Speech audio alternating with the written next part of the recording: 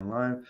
And we are live. What is up, everybody? Aaron the dog back from the dead, aka COVID. Had the LFA 145 breakdown show this morning. It was pretty much 15 minutes of me going through the fights. I did pick a few underdogs, so we'll see about that on Friday. But Saturday morning over here in the States or afternoon, we have UFC 280 live from Abu Dhabi, double titles. Bantamweight title fight, Dillashaw and Sterling, and then the real main event, which they have it correct, the lightweight title between Islam Makhachev and Charles Oliveira to crown the uncrowned lightweight king. With me for this breakdown is MMA Wagers. Brandon, how are you? Good, buddy. Well, I've heard you had COVID, so you've had better days. Yeah, I mean, last week it was no, I'm not gonna release a breakdown when I couldn't even really pay attention to fight tape, and I mean I couldn't even get out of bed for several days. So I did sit back and watch the fights last week.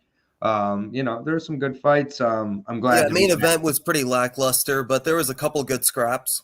Yeah, I'm glad to be back watching Brave right now in the background. Yep. So we just saw Brad Katona stamp his ticket back to the UFC. I'm going to say it right now because I think. Oh, yeah, that was a title defense as well. He cashed as a plus 140 underdog. Let's go. And he's from Canada, but he's like representing Ireland. But and he has an Irish accent. I'll take him as a Canadian. Yeah, he's an Irish accent now. So SBG back to work there. But yeah, Katona, I believe, is second or third title defense, but either way, I think we're going to be breaking him down soon, or Bellator will snag him up if they don't. But he looked really good. Pretty good card here coming up from Abu Dhabi. I think there's a lot of upset potential early on, and I think it starts to chalk itself out as we get towards maybe the main event, which I'm not going to tip my hand on yet because I think everybody with the main event is pretty convinced on their side. So I'm very excited to see which side that is for you. But without any further ado, we've got, I believe, 13 fights to break down here from Abu Dhabi. So starting at 11 a.m. Eastern time, so a little bit earlier. Starting in the bantamweight division, and I'm not going to mince words here. This is not a fight that I'm too far behind either side. I think that the odds with Carol Rosa coming into this are pretty crazy. So I think it's going to push a lot more people into betting the 40-year-old former Muay Thai world champion and Lena Landsberg. Carol Rosa probably throws more on the feet. Lena's going to be leaning a lot. She's going to put the lean in Lena in this fight, throw a lot of elbows, dirty strikes, try to work the takedowns, which I think Rosa's going to be completely overblown about her takedown defense after the last fight against Sarah McMahon, in my opinion, another 40-year-old here. I just don't think Lena has the game to exploit that, but throughout Carol Rosa's career, you've seen the takedown defense and just it hasn't been there a lot. In the UFC, it's been there a little bit more for sure, but that is where you exploit it. I don't think Lena can do that.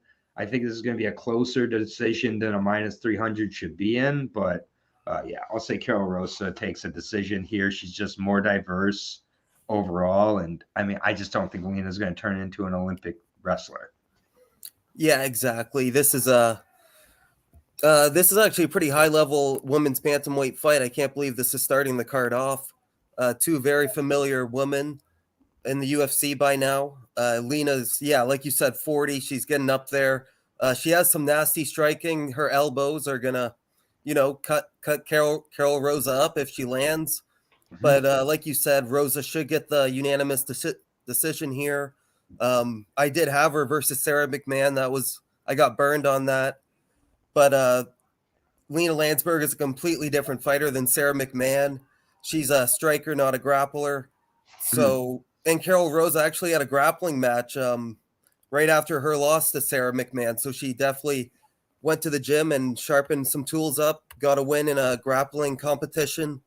And I'll take her as a moderate favorite. Maybe wait till Saturday. Her odds might get better. You might I think her odds will get better. 190. Pardon? Yeah.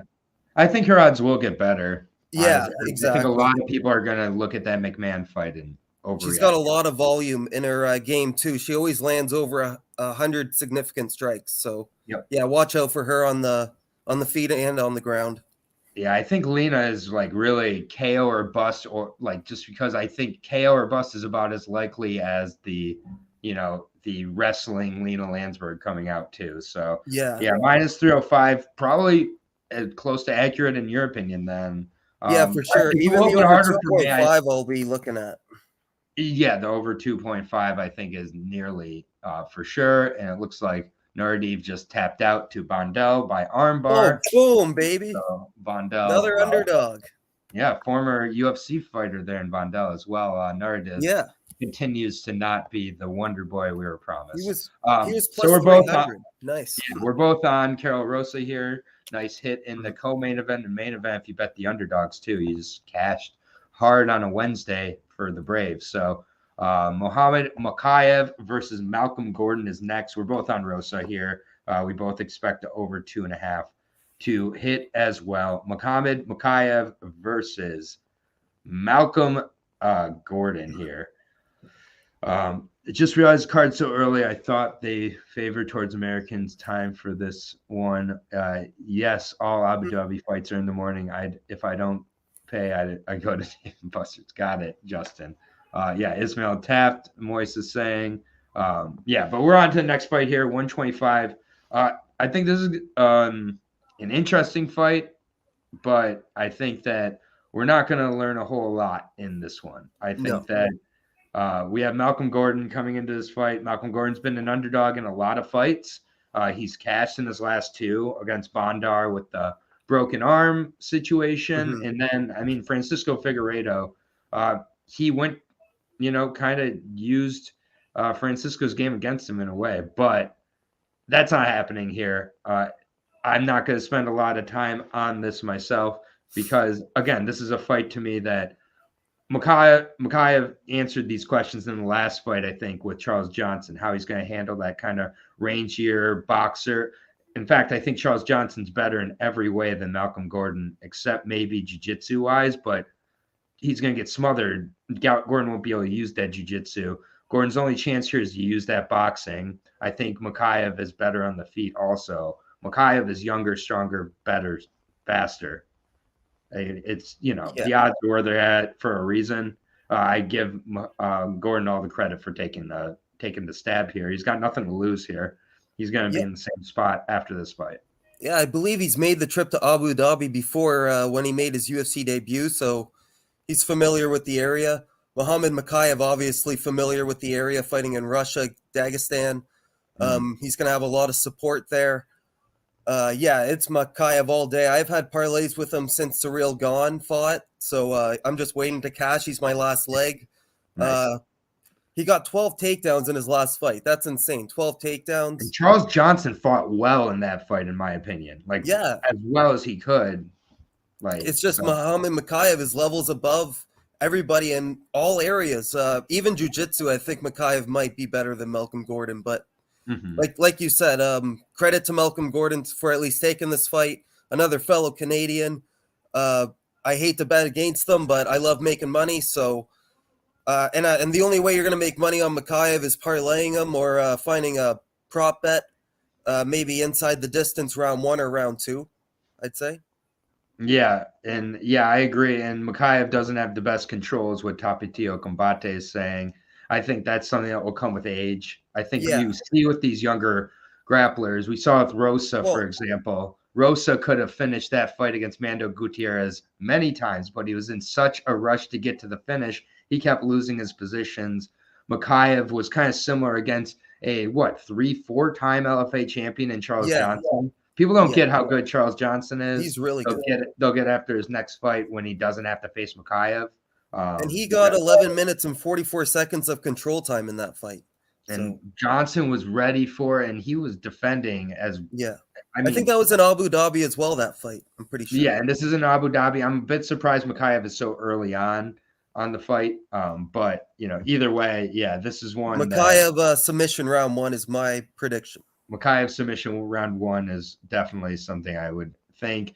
Inside the distance, I do think he finishes it inside the distance. I don't like Malcolm Gordon's reaction to strikes. Yeah, he's been knocked out 4 times. Yeah, and that could, and it's just, again, Mokaev with all that amateur experience too. Minus 850, minus 1,000. I'm seeing plus 625. Obviously, inside the distance is Arlene as well. I would even put it in parlays because that's how good he is. Next fight, 185. This is nothing but fun. This fight. I think this might be one of my sleepers for a fight of the night or a performance of the night performance. Because yes, I get it. It's low on people's kind of priorities because of how Armen Petrosyan's kind of looked his whole UFC career. I've not been sold on Armen Petrosyan. He's also a guy who you can go to a couple different places and see the record. Sometimes he's 6-2, sometimes he's 7-2. What that tells me is overall the level of MMA competition he was facing before the UFC is a little bit suspect here.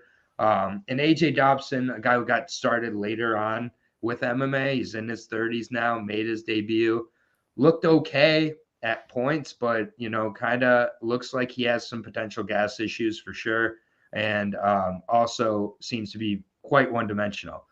That's not an issue here. These are 2 guys that are going to stand and trade. I mean, that's just all there is to it. For me, if anybody's going to mix it up, it would be Dobson. But Armen Petrosyan, the way he kind of stands, the way he fights, he's very, very difficult to take down. He's very active offensively, but he does leave himself at kind of danger to be countered himself and hit himself. His defense isn't great. Looks like kind of a kickboxer is used to having the extra shell from the gloves when making his defense. Maybe, I'm not sure, but he's been caught so far in each of his fights. He lost to Gregory Rodriguez. No one can tell me differently. And Dobson, even in his losses, he hurts the guys early on. I mean, he hurt Malkoun badly. I think he got a little overzealous. And then once Malkoun gets rolling, we've seen over and over again when Malkoun gets his game going, he's one of the hardest guys to kind of stop once his game's going, to be honest, at the 185 division. I think this is just going to be a stand-up, bang-out fight, and I'm going with the dog and AJ Dobson myself. I think that he has really, really good power, especially early. Petrosyan has been put away early. In a few spots, he's been rocked. He's been put away in a fight as well early, and not too long ago. So, I got to go with AJ Dobson in this fight. I think he learned a lot from the Malkoun fight. We've seen guys come back from Malkoun and look much better, and he doesn't have those same obstacles here against Armen. So Armen's a world-class kickboxer as well, but I think Armen's resume is a little bit overblown. I think this is just one of these spots where Dobson has the straighter, more hard shots here and puts him away. Yeah, this is great matchmaking by the UFC. Both these guys are around the same level, both coming off the Contender Series. They're both kind of green still, so I'm not going to invest heavily on this fight, but I like your pick with the underdog. But yeah, AJ Dobson training with Matt Brown and Mark Coleman. I wonder if they're going to be in the corner, if they'll take the flight to all the way to Abu Dhabi. And Armen's actually born in Russia, fighting out of Armenia, so he's from that area. Like you said, Gregory Rodriguez, such a close fight. But yeah, you had it scored the other way. I think pretty much the majority of people had it scored for Gregory. But still, UFC debut came in, got a tough 3 rounds in. He did lose to Caio Borralho, who will be breaking down in a little bit.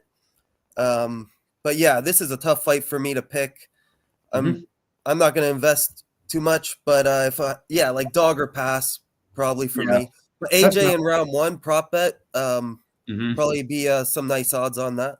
Yeah, no, I don't mind that. Yeah, I was surprised. Like minus 210 on Armen, I don't see it. That's a little too heavy. Yeah, plus 175. I mean, Dobson has a lot of promise too, and he's definitely got the power. And in a fight where he doesn't have to worry about the takedowns, you're gonna be able to. I mean, he hurt Malkoun. very much early on. You can go back to any of Dobson's fights. Every single one of his fights, he's hurt his opponent or put them away. Yeah, he won round 1 versus Malkoun. It's just UFC debut, UFC jitters, maybe. You know, and Malkoun's a beast. We just witnessed that. So yeah, and I know that people are gonna discount the Malkoun Maximov fight and say Maximov was hurt. Malkoun was better. Period. Yeah, like Malkoun is rapidly great wrestler. He's rapidly improving. Like and conditioning is on point. Yeah, he's I think one of the best guys in the 185 division at this point. Who's like not one of the best, like not one of the top, just one of the best guys to really show you what your opponent has. Like if you beat him, you're good. If you lose to him, you might be good still. So Brendan Allen, good example. Yeah, exactly. So next fight here, this is at 170, which is important because when I was doing the tape on this, I made the assumption it was going to be at 185. This being at 170 definitely changes it a little bit for me. Abubakar Nurmagomedov taking on Gadzhi Omargadzhiev. That's a tough one. Also known as Gadzhi. I'm just trying to rush through it. But Gadzhi versus Abubakar. This is a very interesting fight. This is another really close fight to me. At 170, Gadzhi making his first trip down to 170 since 2015 when he was an amateur. So that's a big factor for me in this one, how he makes that run down. I was super disappointed by Gadzhi in his debut here. I get everybody loves Caio Borralho at this point. I know everybody loves the fight nerd. I'm not sold on Caio. We'll get to that shortly. But I expected Gadzhi to use his sambo, to use his wrestling, and not get swept and just absolutely put into a meat grinder the way he was by Caio in that fight. Definitely made me very nervous. He's now cutting another 15 pounds. That makes me very nervous as well. This is definitely one that I'm not rushing to bet either side here. Abubakar has been very inconsistent until his last performance to me over his last 4 or 5. I've just not been very sold on it. I mean, he blew that performance against Pavel Kush in PFL. I mean, there's a lot of problems drawing, I mean, just overall, I mean, beating Jared Gooden, you're going to have to show me again kind of to let me know that wasn't an aberration of a performance. I mean, Gooden had his hands like under his kneecaps. He was so afraid of the takedowns. And so it's like, congratulations for your striking looking good there. But yeah, Gadzhi, I got to see how he looks at 170. Like again, he looked taxed making 185 to me, and he wasn't a big 185er either. He's now. Yeah, we'll see if he makes the weight. Yeah, it's just this is one that again these guys really mirror each other in a lot of ways. The last fight it was with the striking. This time it's kind of with the boxing to wrestle approach of both these guys. So you're probably going to see an average stand-up fight on both sides. Abubakar has looked improved over there. He's going to have Khabib in his corner. So I guess Abubakar is my pick. But, I mean, this isn't one I'm looking to get too far behind. I think it's going to be a pretty ho-hum decision. Over 2.5 all day. These guys cancel each other out everywhere. Yeah, it's just I don't know. This is a really tough fight to really narrow down.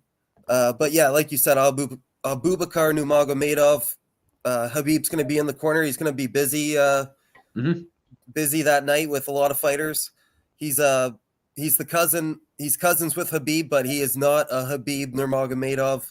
He has really messed up people's parlays in the past. He's lost as a minus 1,412.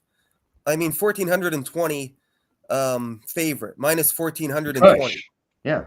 Yeah, against Pavel Kush, and minus 315 against David Zawada in his UFC debut. David Zawada, people. Zawada. And it wasn't even a tight. It wasn't even a tight triangle. It looks like it was a fixed fight, honestly. Like he bet on, like he told all his Russian friends to bet on David Zawada. I agree.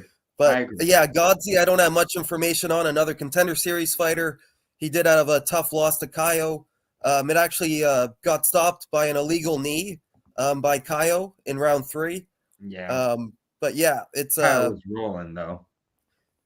Caio was rolling. Yeah, it ended with a 29-27 because Caio did get deducted a point. it would have been 29-28. Mm. But yeah, I'll take Abubakar. He really should win, but if he just decides to drop the ball again, I wouldn't be surprised. Yeah, or if Gadzhi decides to miss weight by like 4 or 5 pounds, so he has Yeah, the we got to see the maximum. weigh-ins for this fight too. Yeah, exactly. I mean, this tells you everything. A Nurmagomedov in Abu Dhabi is only minus 165. Yeah, Like that's reasonable. that's almost an But underdog. that seems like a trap. I don't know, a trap. Exactly. Yeah, and I'm just not interested in like capital. If that's value for Abubakar, congratulations, all the Abubakar bettors who afterwards are going to be like, I got him at minus 170 or minus 160. Congratulations. It's not the fight that I am hitching behind either. Yeah. I'll throw him in a couple parlays probably. That's it. Yeah, I don't know. Like that's how they get you. That's like a whole Habib corner parlay with Belal and Islam. Yeah, all those guys. Fair enough. Should be an interesting fight. This one also a really interesting one, and one that I kind of had when I first looked at the fight, thought I'd have a pretty clear side on, and now I'm a little less sure after watching the tape on these two. Mm-hmm. Zubaira Tukhugov taking on Lucas Almeida here. Lucas Almeida, really definitely somebody who has impressed me, man. Scary fighter. Yeah, he's scrappy. He's tough early. He's tough late. His striking is really sneaky. He's I've decided he's Brazilian. Brazilian Brian Barberena. Pretty much what I'm seeing out of him, and I mean that as a compliment. And he's at, thankfully not at 170 like Barberena. He's at 145. Yeah, he's at 145, and just a tough guy. Brazilian Jiu-Jitsu black belt. 14-1, only loss coming on the Contenders Series, in a very good fight, a fight where Dana White came up to him afterwards and said, hey, go win on the regional. It was against Zubaira, who obviously has shown his kind of greenness at this point, but still went on to the regional scene, got a win. And then the way he looked against Mike Trizano, I was all over Trizano in that fight, man. I was really liking how Trizano was looking coming into that. Trizano started out really strong, but it was Almeida who stuck around and started landing the effective blows, put him away in round 3. That is a huge win to me. And really, when I went back and rewatched it, I forgot how impressive that was, because Trizano was coming into that fight looking really good. It wasn't a weak performance either. Tukhugov, 25-1, and he's just he's never quite gotten to where I think he should be.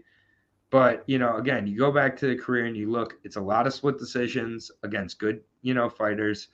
He has the decision win over Silva de Andrade to start out his career. That was in 2014, though. So it's like he's still now 31 years old and kind of sticking around. He'll have a couple good performances, then lose to a guy like Moicano. No shame there. Had a draw with Lerone Murphy. No shame there. Knocked out Aguilar, only knockout of his UFC career. Split decision with Dawodu, and then he had the performance against Ramos, probably one of his better performances in a while, where he really was able to get, the takedowns and his wrestling going. It's obviously, I think, what he's going to try to do here. I think he needs to avoid the feet with Almeida. I think Almeida is just much more dangerous on the feet, and, really is going to come down to the takedown defense of Almeida here for me. I do think he has the ability to keep this where he can win the fight, and I think he can put away Zubaira. I don't know if he does, though.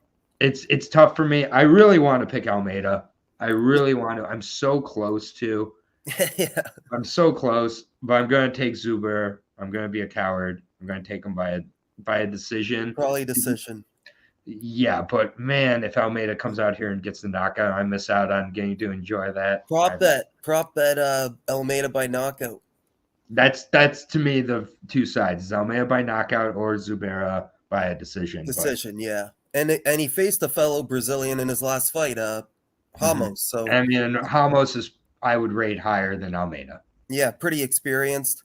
And this is another Habib corner guy, Zubaira Tukhugov. So we have and he's very experienced in the UFC. And I don't think there was a lot of tape on Lucas Almeida for Mike Trizano, and there's a lot more tape now that they can go through with that 3-round fight in the UFC. So Tukhugov is going to have a good game plan here, but you never know. He could get caught Tukhugov has knockdowns of his own. He's got power in his hands. Mhm. So yeah, this fight really could be dynamite on the feet. Whoever lands first, or Tukhugov could come in with a good game plan, a good blueprint, and hopefully he does. But if he doesn't, then yeah, Lucas Almeida will probably surprise a lot of people in the striking department.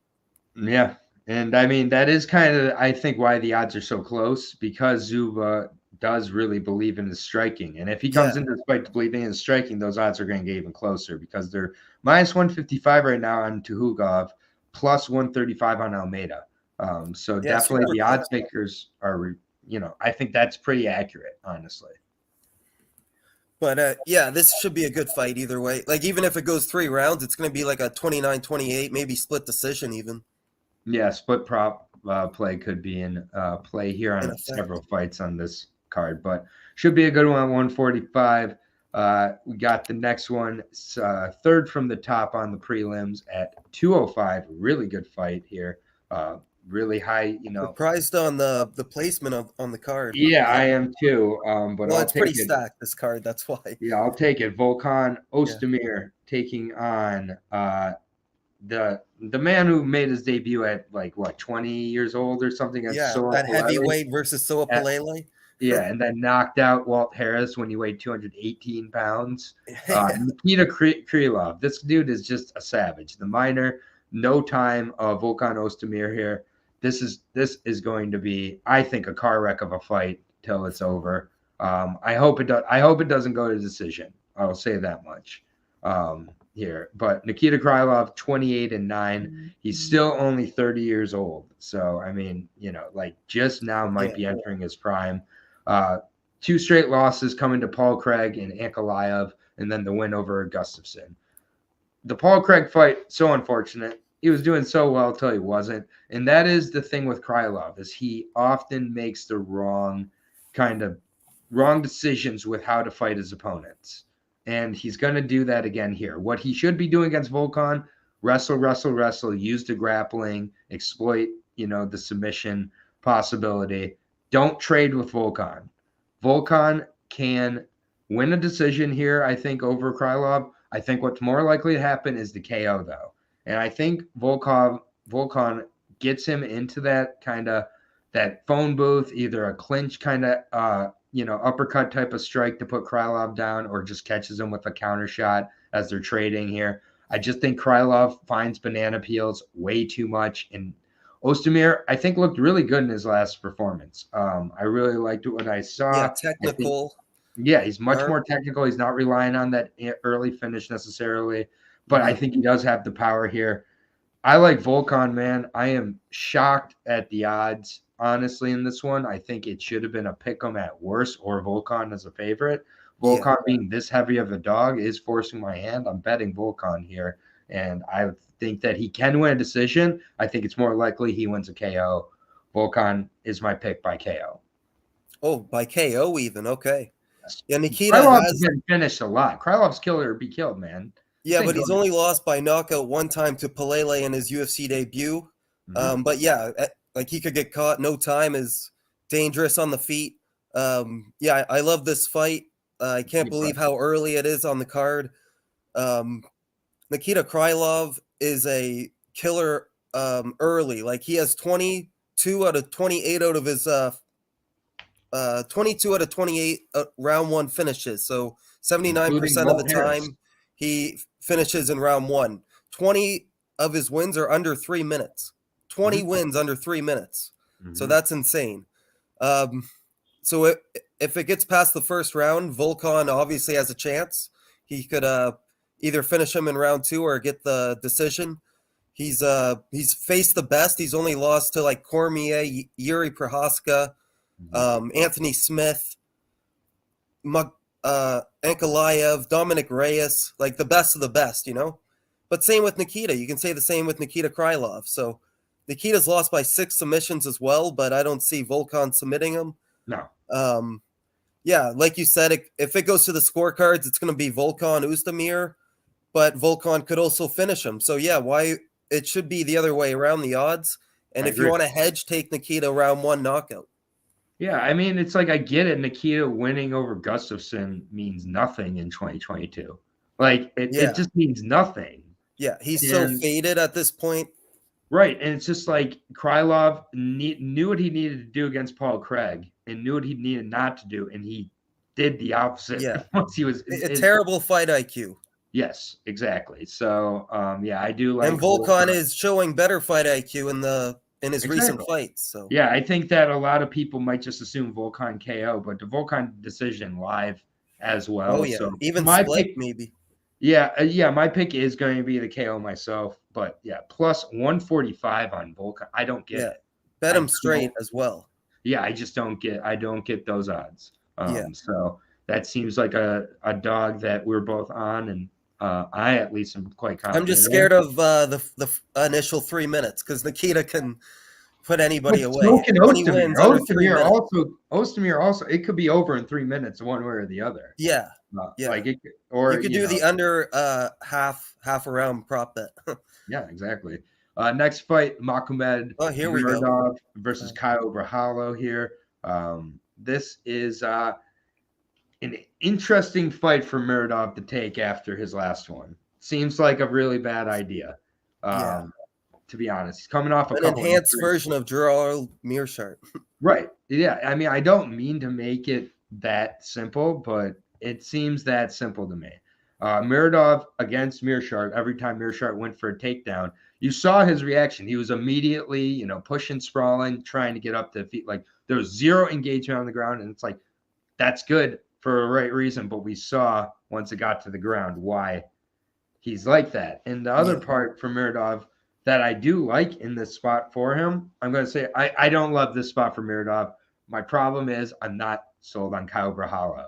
So like everybody else seems completely sold on Caio Borralho at this point. I'm pumping the brakes a little bit on that. So for me, I don't have a play on this fight. It seems pretty straightforward. Caio Borralho, exploit the grappling, exploit the gas tank, and you'll get a late submission. That seems what you're heading for here after 2 straight decisions to start his career. But Muradov, what I like here, which usually it would be kind of something more of a criticism, is he doesn't kick. He only punches on the feet. So if he's not going to put himself in a position where Borralho is going to be given the takedown necessarily. He does do flying knees to Andrew Sanchez. Yeah, well, to Andrew Sanchez. Right, and that's the fight that gives me some hope because that's a fight against a guy who believes in his stand-up and takedowns, and Caio has shown he believes in his stand-up quite a bit as well. So, those are just the spots for me. If Muradov won, it wouldn't shock me at all. I mean, Muradov was everybody's darling before the GM3 fight. Yeah, he was a parlay killer in that fight. Yeah, and it's like now it's, it's been over a year, so he's maybe worked on some of his, work on some of his weaknesses. But yeah, for me, I'm not sold on Caio. Caio would be my pick by submission, though. So, yeah. But Muradov is a juicy dog, man. Like these are heavy odds. Yeah, considering he's never been an underdog in his career. He's been a minus 530, 170, 450, 200, 600. So, yeah, those are all heavy odds. And then all of a sudden he drops to what, plus 200? Yeah, plus 170 currently. Or plus 170, yeah. Which is huge. Yeah. Like minus 210 on Caio again. Yeah, and it's in his territory because he's from Czech Republic, born in Uzbekistan. Caio's traveling from Brazil, hoping he gets slumped. So he's kind of with me here, where he's picking Caio reluctantly, but it's 17 knockouts on Makhmud Muradov. You can't count him out on the feet. But Caio, we brought up fight IQ earlier. This guy is like fight IQ top notch. He even admitted, I'll do what I have to do. If it's boring, I don't care. I'm in there to win. He comes from the fighting nerds. So yeah, I think if he sticks to a blueprint, which I know he will, he'll win. But Makhmud by knockout is always a live play. Yeah. I mean, it's just Muradov really was one of those dark horses in the division. Uzbekistan has Yaroslav Amirasov in his corner as well, Bellator wrestling phenom. So great guy to have in the corner for Muradov. Wait, who's in his corner, sorry? Yaroslav Amirasov. Oh wow, really? Okay. Yes, and he's been training with him. He's and done. that- He's done fighting for Ukraine. Yeah, so definitely a huge guy to have in the corner ahead of this fight. I think it's could get interesting. So I'm gonna leave it completely alone. I have no interest in a minus 210. Muradov's been submitted 4 times as well. Yeah. So and then Muradov plus 170 here. Should be an interesting one. Good fight. Caio, if he gets a finish, he's going to be on a main card next fight. Oh so, yeah, 3-0 in the UFC to start his. Huge fight here at 170 pounds. This is a fantastic end to the prelims. Here, I'm a huge fan of this fight. I think it's going to be a really good one. We're going to learn a lot about particularly Sean Brady. Belal Muhammad, already a guy we know well. Belal Muhammad versus Sean Brady is the fight here. Sean Brady, 15-0, 29 years old, Renzo Gracie, 5'10", 72-inch reach here. The thing with Sean, he's undefeated. He had a tough end of the fight with Michael Chiesa last November. Chiesa finished that fight in the full mount, raining down shots. Frankly, 10 more seconds, Sean Brady might be out of there. After that, immediately took some grappling. Took a grappling fight. He was then off for a while with dealing with some injuries.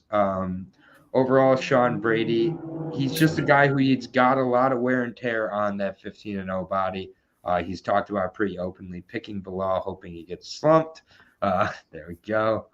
Fair enough. This is a fight card where we're going to have to pick some people we don't love, but it happens. But I was just talking about with Sean Brady, Brandon, after the Chiesa fight, obviously how the Chiesa fight ended, big red flag there with Chiesa nearly putting him away there. Oh, yeah. He broke his nose in that fight. And that's the other issue. Sean Brady has a lot of injuries. He has a broken nose. I believe he has a bad shoulder as well from just a constant grappling. And he's kind of one of these guys who's not made it a secret in the interviews. He's mentioned he's willing to go into fights injured, willing to go into fights compromised. He's said everybody else in the 170 division's taken except for Belal Muhammad. I'll take him. And I just think Belal Muhammad at this point in his career, he's improved in so many aspects. He's seen so much more than Sean Brady.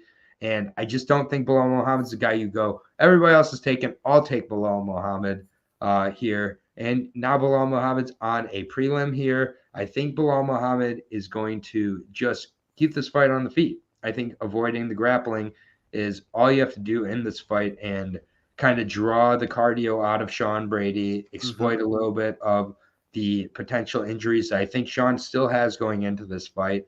I get it. Sean Brady's 15-0. He's got a lot of, hype behind him, but we're going to remember the decision again here because Belal bought the decision. I'm sorry, guys. Yeah. Belal has been there, done that, and he's going to, maybe have, the Abu Dhabi crowd booing a Muhammad somehow. But the crowd, he's definitely going to have the support. Belal Muhammad.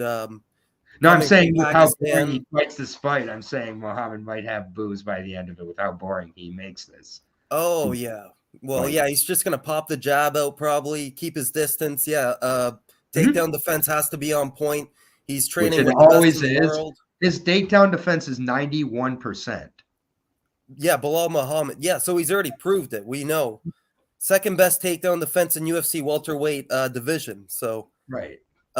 He was hoping to get a fight with Hamzat or Kobe, but Kobe's in that lawsuit. Hamzat's I don't know what Hamzat's doing, but this is a good fight. Belal didn't have to take it, but he took this fight. I think the odds should be the other way around. Yep. And I think money's still coming in on Sean Brady. I'm pretty sure Belal's even up to plus 120. I mean, this is what happens when you don't fight a popular style. Yeah. People are just going to bet on the more popular fighter or the fighter that the UFC is trying to promote. So, I like Belal Muhammad here. I've liked him ever since the fight got announced, and I'm surprised he's an underdog. He's just got so much more experience, and that O's got to go eventually. And Belal Muhammad he's a commentator too for the UFC. Like, he knows what he's doing, man. And this is his area. He's with Habib. I'm going to throw him in a parlay. I'm going to bet him straight, and I'm going to bet him by decision. I'm completely with you here. Plus 120 on Belal Muhammad is a gift. Minus 140, minus 145 on Sean Brady. Money is still coming in on Sean Brady, so maybe. Yeah. I mean, we'll see. I mean, this is a huge win. If Sean wins this fight, we're looking at serious title implications coming up in 2023 for him. But interesting fight. Move on to the next one here. This is a huge fight for the flyweight division. Katlyn Chookagian taking on Manon Fiorot. We're going to hear a lot of Kias. That is my prediction for this fight. Both these women love the Kia. Katlyn Chookagian is the queen of the Kia. But Manon Fiorot also enjoys a good Kia. The Kia. The Kia. Yeah. Oh, I hear you. Okay. Yeah. The tennis action. Yeah. And this is just this is an interesting fight for me. Manon Fiorot, the beast. Is she the beast? We're gonna find out here really quickly because 9-1, 32 years old. Her fight against Jennifer Maia definitely was impressive. She looked very good in that fight. She was a minus 500 favorite coming into the Maia fight. Which is nuts to me. But, I mean, she, for the most part, passed the test. A couple decisions in her last few, but has the finishes of Leonardo and Tabitha Ricci to start out her career. Katlyn Chookagian, she is a Swiss Army knife. She's good everywhere. She's not great anywhere. Typically relies on the feet to kind of keep her distance and get the decisions, but also uses the wrestling, uses her jiu-jitsu black belt when she has to. This is a fight where I think she goes into wrestling mode for Chookagian. And I'm curious to see how Manon kind of responds to it and if she can get out of kind of the positional control that I think Chookagian's going to be in. I think we'll see Chookagian in side control a lot, like half mount type of stuff, landing some shots to keep it active. But and then even on the feet, I think it will be competitive. I just don't think Manon's going to be able to get her, self in a position to cause real damage and get that finish. So I think she might be frustrated for a lot of this fight, whether it's Chookagian mixing it up or just keeping her distance with the footwork and movement. So honestly, I just think that Chookagian does it again. I think she gets a decision, and it might be using her wrestling a little more than usual here. Yeah, this is really similar to the Belal and Sean Brady fight with Katlyn Chookagian having the most decision wins in her division and Belal having the most decision wins in his division. Maybe a nice two-piece parlay, both by decision prop. If Katlyn Chookagian does win, it's, like 80% of the time it's decision. Way more experience than Manon Fiorot. Manon Fiorot is like the UFC's new toy right now, trying to promote her, build her up. But Katlyn always goes in there and shuts down these prospects, except for Jessica Andrade, who we know is a friggin' little beast. Mm-hmm. And she lost to Valentina Shevchenko. So those are her only two losses. Yeah. Or no, she's also lost to Liz Carmouche and Jessica Ai, both split decision, though. Mm-hmm. So they could have easily went the other way. I like Katlyn Chookagian in this spot. Both fighters have been very active. 7 fights for Manon in the past 3 years. 8 fights for Katlyn Chookagian in the past 3 years. Yep. Like you said, did you say you got Katlyn as well? Yeah, I got Katlyn. Yeah, I got Katlyn by decision. Yeah, we got a lot of underdogs on this card. So far on the prelims, I believe that's our third or fourth. Third underdog for me, I believe. Yeah, I just love the experience coming into this fight. He only loses to the best, and Manon still hasn't been truly tested. Death, taxes, and Chookagian decisions. I'm a big believer in it. And go ahead and bump it up to probably a plus 200 once you get the decision, because she's at plus 170 currently. Minus 200 on Manon Fiorot. Yeah. It's just because she hasn't lost yet, right? She's 9-1. She hasn't lost since her debut to Leah McCourt. Yeah, Leah McCourt, which is that's definitely a tough debut to have. So there's no real shame there. But yeah, I'm going with Chookagian by decision plus 170. I'm going to bet the decision too to get it to plus 200 because by split decision as well. Yeah, you can bet the split prop. Yeah, exactly. So it's weird because that they put that on the main card. Yeah, it should have been switched on. Brady and Belal should have been on they the must main. have. Yeah, I mean, there must be a reason. But either way, next fight here is at 155. This is a high level fight here between Beneil Dariush. Tough break for him. Looks like he got his backup status removed when they brought in Volkanovski at the last second. Also had a tough break of his leg a few months ago. Also hurt his ankle in that. And taking on Matthias Gamrot here. Matthias Gamrot is really, really good. Yeah, look at that record. Very solid. You can see 21-1 coming off of an arguable win. Very arguable. Yeah. I had Armen Sterling. I rewatched it. I had Armen Sterling. So maybe he knocked him down, didn't he? Yeah. Or it didn't count as a knockdown, but it should. Or yeah, it was like a spinning back fist. Exactly. I don't know. It was a close fight. It was definitely high level. It showed how good Gamrot is. His last 4. It's funny because I feel like he beat Guram Kutaladze and he lost to his last fight. Very strange. So yet his record is technically right, I guess. He had that just world class finish of Jeremy Stephens to send him to PFL. Not really saying much, but he also finishes these guys like Scott Holtzman, finishes Diego Ferreira. His striking's improving, his grappling's improving. He's the healthier guy coming into this fight. He's faced a very high level of competition since his debut too. I mean, the lowest level would be Jeremy Stephens in those 5 fights, and it is he did. And he did what he had to do. Exactly, a minute 5-second win here. Beneil now coming back from a big injury here, 21-4-1 overall, only 2 years older than his opponent at 33. So don't let the salt and pepper fool you. Tony Ferguson was the last win, so it's like, okay, he had a split with Diego Ferreira. Scott Holtzman, he did get that spinning back fist of.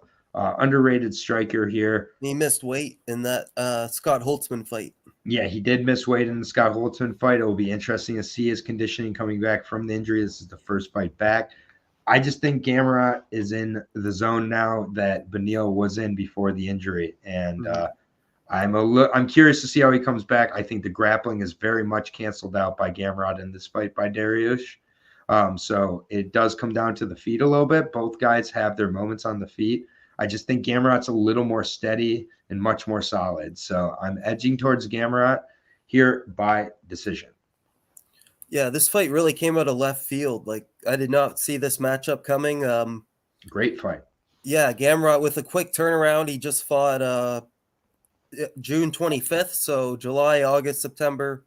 Yeah, I guess 3.5 months. It seems like he just fought the other day, that fight. But yeah, it's been like 3.5 months. Great fight. It got fight of the night, maybe fight of the year potentially. The scrambles in that fight were friggin' amazing. But Beneil is a BJJ black belt as well. He can submit anybody in the division. He's on a hot streak. Matthias Gamrot. This is such an evenly matched fight. I really can't give you a really solid prediction here, but I'm hoping Beneil Dariush gets it done. He's due for a title shot. He's on a 7-fight win streak or 7 or 8. Yeah, I mean he was on his way till that injury. He was supposed to fight Islam Makhachev. Yep, and then instead Islam gets a world title shot by beating Bobby King Green. Yeah. This is another split decision. Friggin' potential split decision here. A lot of these fights. And plus 210. Matthias Gamrot was a plus 210 his last fight. I know. Shit. Yep.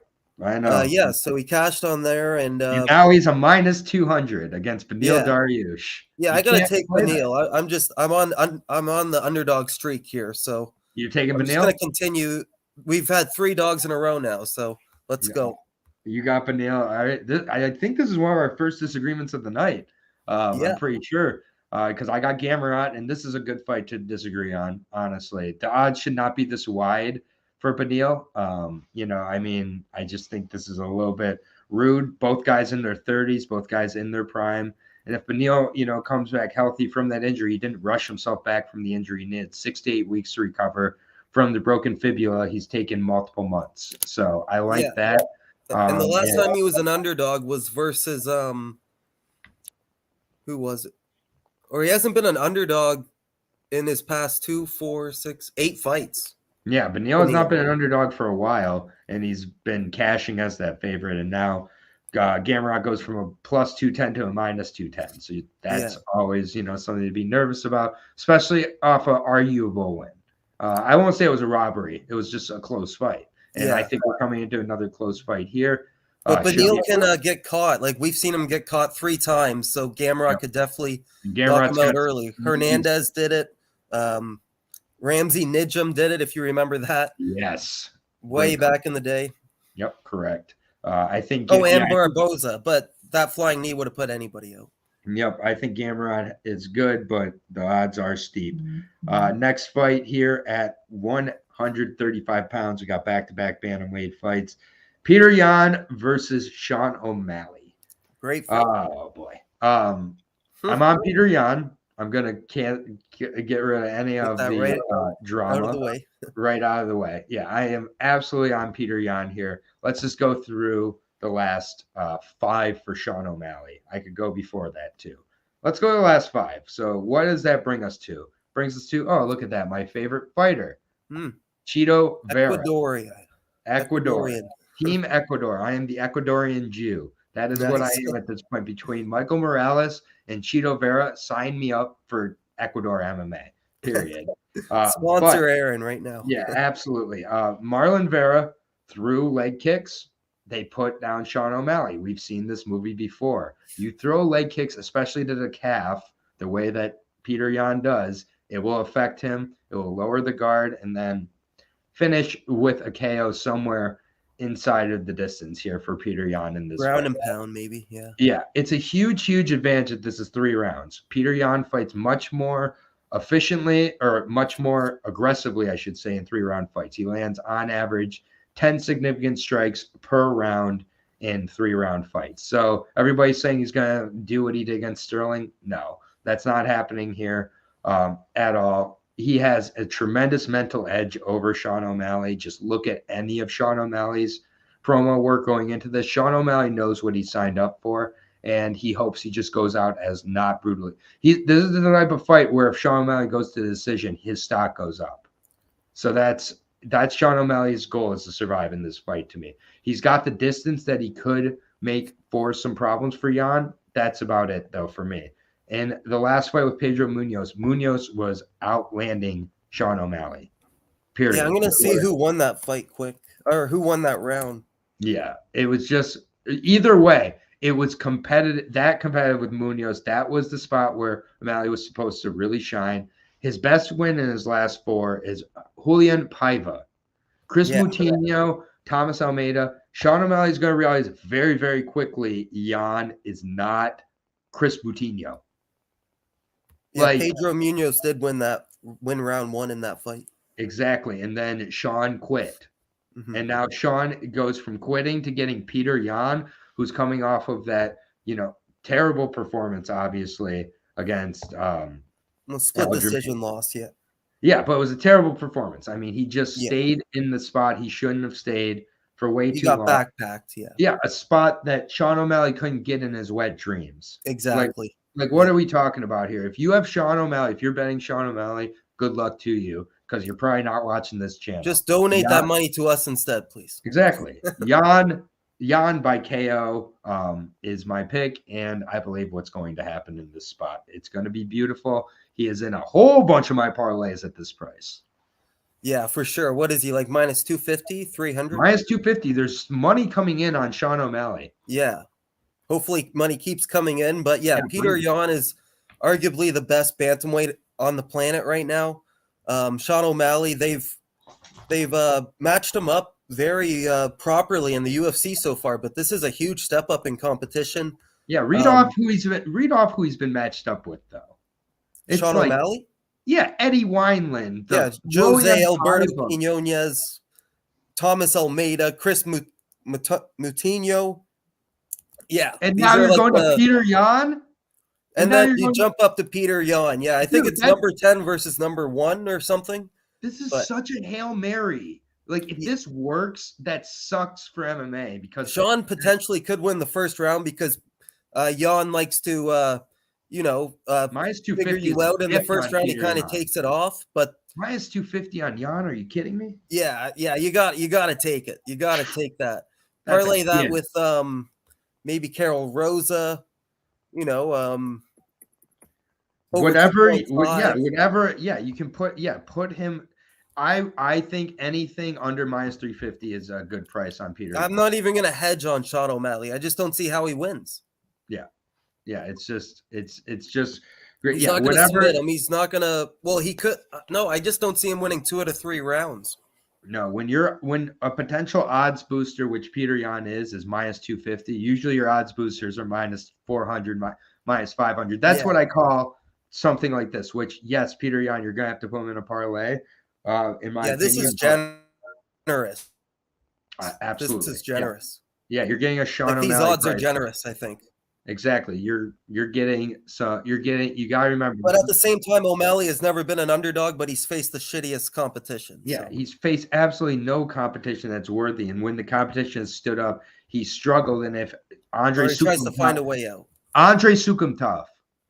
That's all I got to say. If Sukumtov just had to stand up, he would have won that fight. That's it. He has a loss on his record that isn't on there to Andre Sukumtov. Yeah. Like, I think there's another one too. Oh yeah, Pedro Munoz. He should have lost. Yeah, exactly. Yeah, he was on his way to losing. Yeah, second he tastes the power, he's getting on his bike and losing somehow. Exactly. Yeah. Sean's goal is going to be to survive. It's not. He has his only thought of winning is like a first round McGregor style like counter left hook. Which, yes, that's his ideal scenario. That's the only way he wins. Like, his legs are going to be black and blue. This is going to be like Uriah Faber versus Jose Aldo. Just going to kick his legs out every chance he gets. He's going to throw over 30 leg kicks. If that's a prop I can make, I would make that prop. Over 30 leg kicks landed because he's going to beat up those legs. It'd be hard to find a book that has that, but yeah. Sometimes Bovada adds those like crazy like props. Like it wouldn't be it would be like plus 200 probably because that's what everybody's thinking. Next fight here, a co-main event, first of the title fights here. Good one here between Aljamain Sterling, Funkmaster, who goes from villain to hero because he's facing TJ Dillashaw, who's coming. TJ Dillashaw is coming into this fight on all of the supplements. USADA what? USADA what? 36, coming off a knee injury. Who cares? Like, he passes the IQ test, aka the drug test. So TJ Dillashaw is not clean. Everybody can cry about it. I'll say it. He's not clean. And that's what makes me worried. He's not clean at all. And it doesn't matter because if he wins this fight, it does not matter. Like, with Sterling, we've seen Sterling look really great before. We've seen him look not so great before. We've seen him get tired very early in the fight before. We've seen him be able to kind of carry and, have the grappling and make it through. This is a fight I'm not interested in betting on, period. I haven't touched it yet. I don't know. It's a fight I'm sitting back and watching, guys. For me, I can definitely see a way where Sterling kind of does what he does and, just works the grappling, occasional strike to grapple type of thing, and it's effective. TJ Dillashaw could also come out, really use that effective kind of movement he's used before, and load up on the volume. He has such an advantage on the striking. I think he's a better wrestler as well. Yeah, and exactly.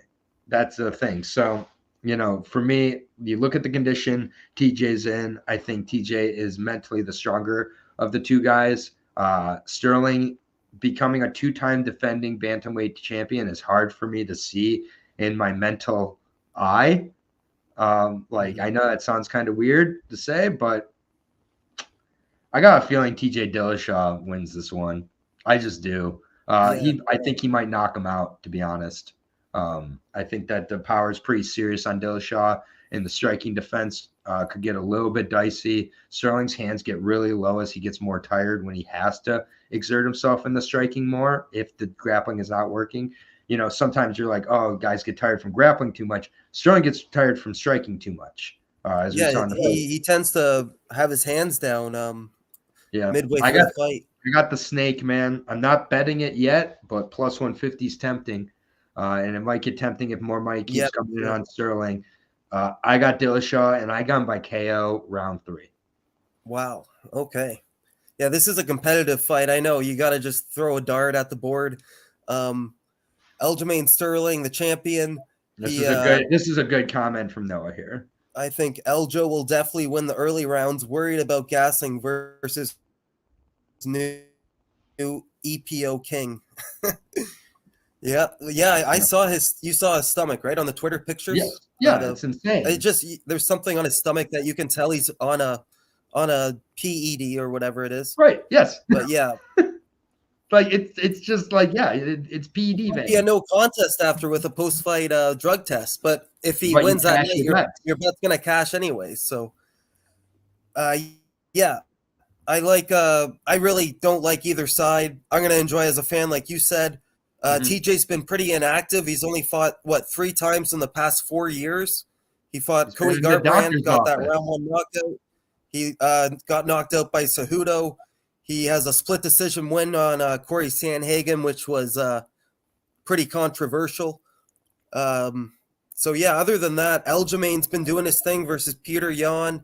He took out Corey Sandhagen in 1 minute and 28 seconds. So, yeah, it's a tough fight to really nail down. But, TJ, even if he wins, he might get a no contest. And I'll take – oh, man, it's so tough to pick this fight. I'll take the over. How about that? You got to make a pick. TJ, because the odds it should be closer, right? The odds. Yeah. Again, a lot of these bets, it's like the people are betting with their hearts on this card, and they're like, I don't want Eljo, I heard he's been doing commercials and getting into movies and acting. And he still has that neck TJ, issue. He's been 100% focused on getting this belt. Sterling still has that neck issue, getting punched or kicked in the head. And that neck issue, Yeah, exactly. So, I mean, for me, I think he's just talking the talk as long as he can. Yeah, I mean, and it's just like all of a TJ's going to shut him up, maybe. All of a sudden, everybody loves Sterling, and TJ doesn't care if people like him or not. He's accepted that he's a heel at this point. Yeah, the snake. Yeah, it's very, very interesting fight there, and he's got a company called Clean Juice. Hilarious. Yeah, But next fight, main event here. We agree again with TJ Dillashaw, but on to Charles. But I'm really on the fence on that one. I don't. Yeah, I am too. I haven't made a bet, but the closer I get, the more I'm thinking about betting TJ at plus 150. Yeah. Charles Oliveira versus Islam Makhachev here. This is the fight to make for the 155 title. Even though I did kind of make fun of Islam Makhachev for getting. Did you answer Noah? Sorry. Did Sandhagen give his pick on this fight? He did. He picked Aljamain Sterling. Okay. Well, that again is, I think, someone wanting to, which again, Sandhagen, he lost to both of them.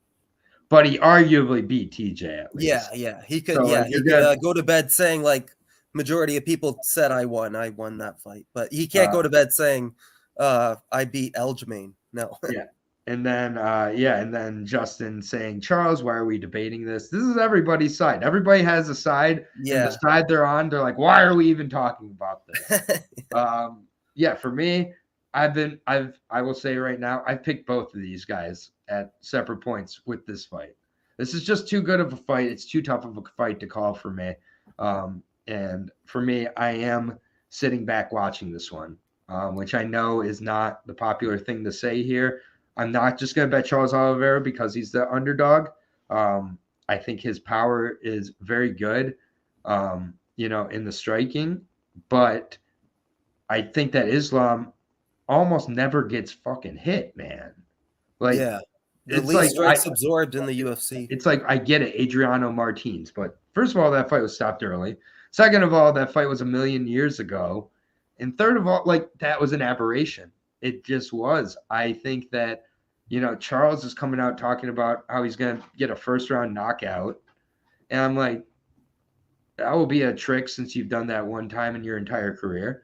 So, I don't know if that's kind of gamesmanship here or what from Charles, but, it's you look at the last few and they've been fun, but is that sustainable?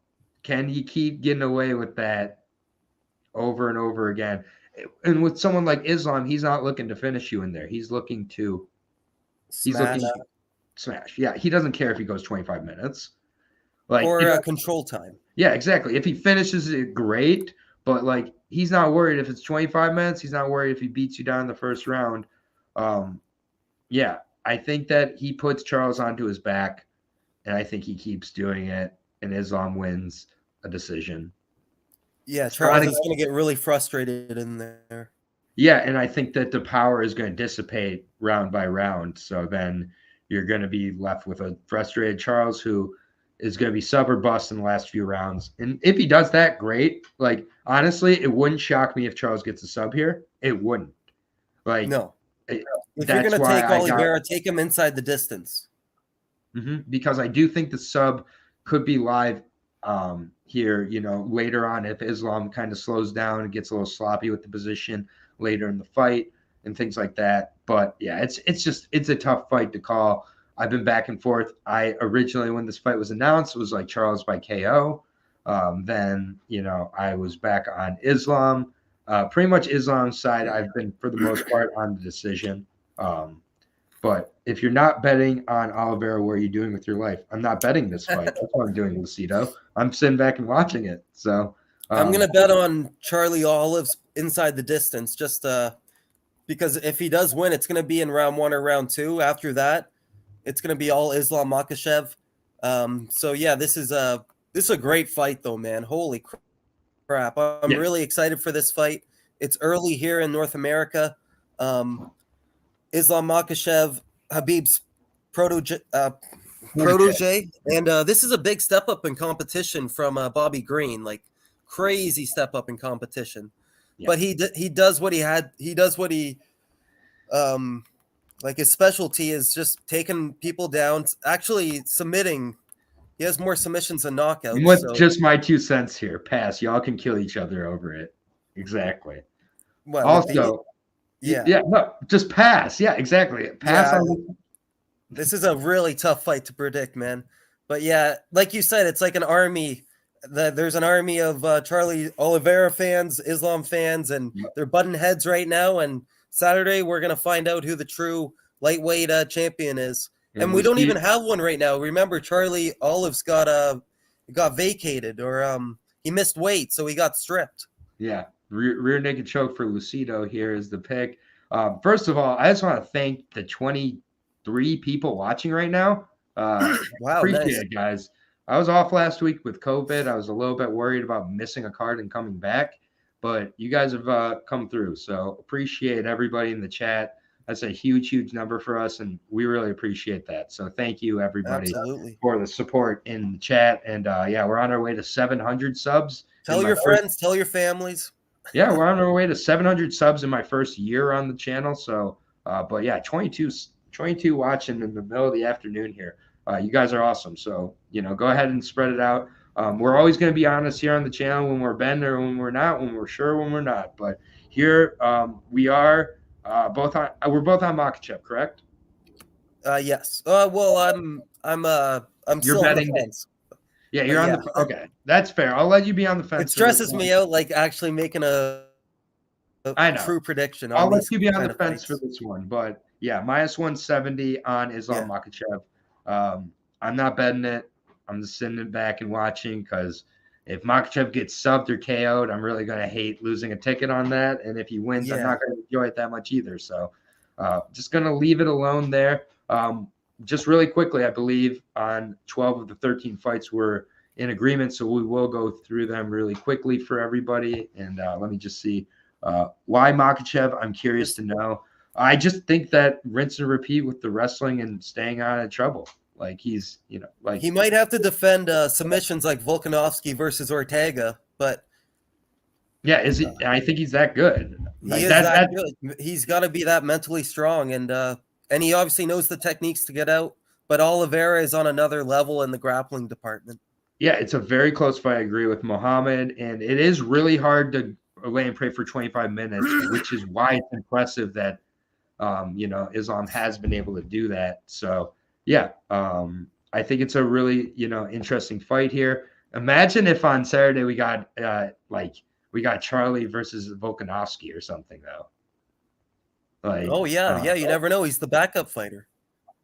Yeah, and Oliveira is. I agree, Lucido. That's why I said the sub wouldn't surprise me. Just because we're disagreeing, he could get a Dars, a triangle, an armbar, a rear naked choke. Yes, I agree. Charles Oliveira is good at fighting. A calf slicer. Yeah, or a knockout, or a decision. Do you know that he's been getting knockdowns in his past few fights? You know Charles Oliveira is allowed to win a decision if he wins a decision? He's not going to win a decision. I'm just saying he's allowed to. It's allowed to happen. It's not against it. It could. Anything can happen in MMA. 30 out of 33 out. Yeah.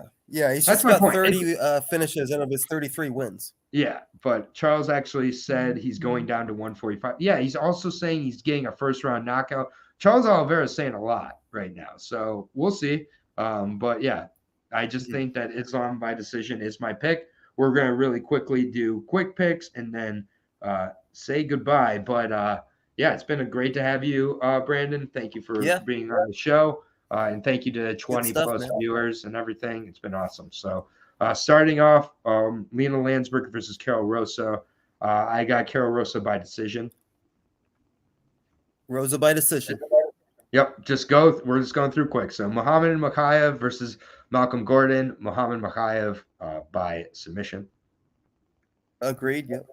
Okay, Armen Petrosyan versus AJ Dobson. I got AJ Dobson first round KO. A very tough fight, but yeah, if AJ wins, it will be early. But the longer the fight goes, Armen's been in round 2 and round 3 more than AJ. So yeah, I'll take Armen by decision or AJ round 1. Fair enough.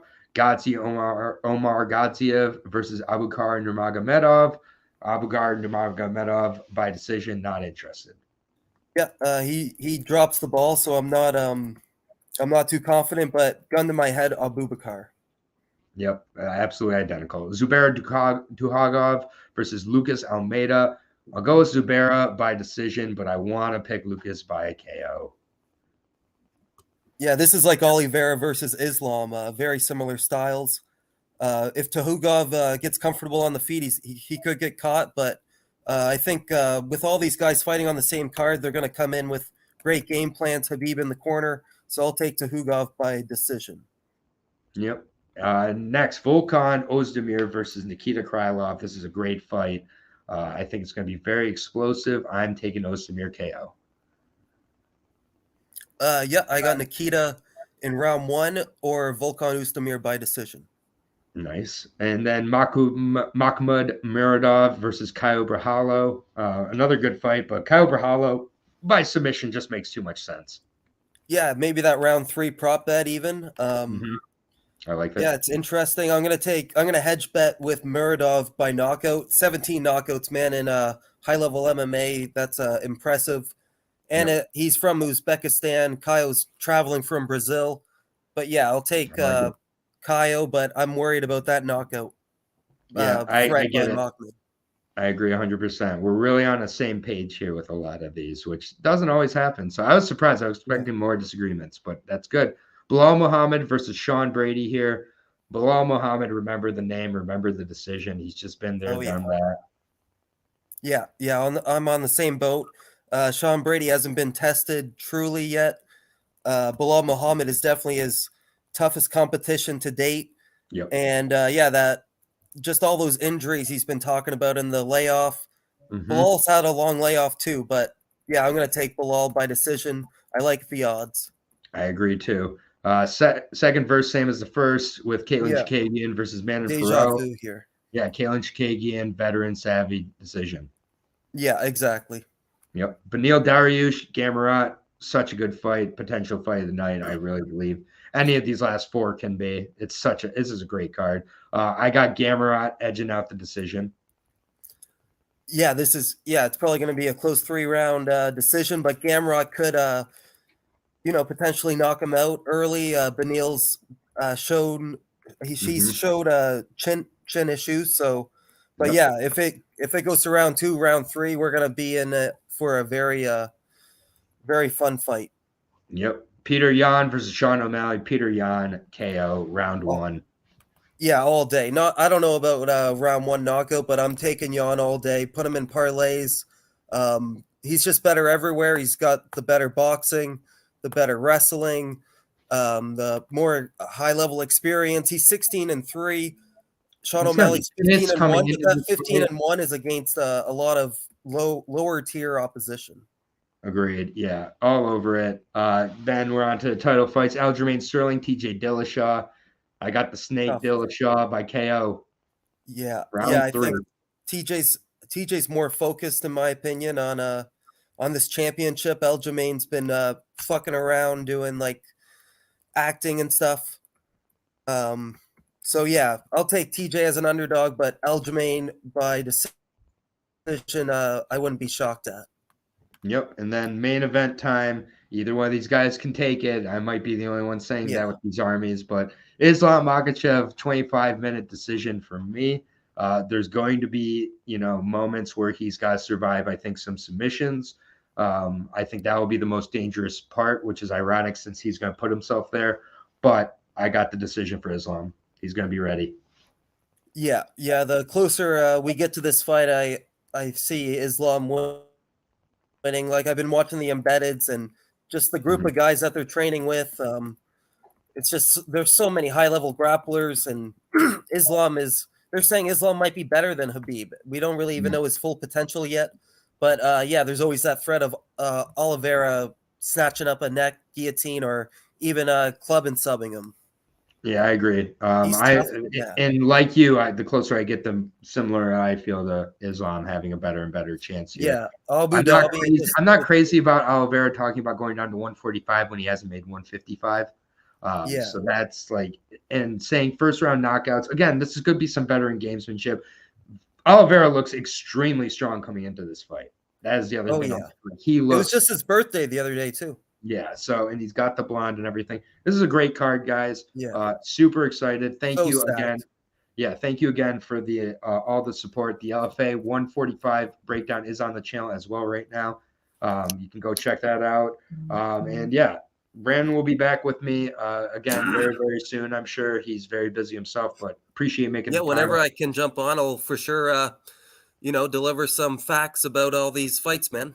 Yeah, absolutely. But thank you, Moise. Thank you, Just My 2 Cents, Mohammed, Noah, Justin, everybody who joined in the chat again. Like, I really appreciate the support. I appreciate the organic growth this channel's had. I get it. You see behind me, I got movie posters. I don't have the fancy lights and the fancy graphics, but what I do, promise you, is every week I am live. I have put in the time, and the people I'm bringing on know what they're talking about as well. So thank you for the support, and appreciate it, everybody.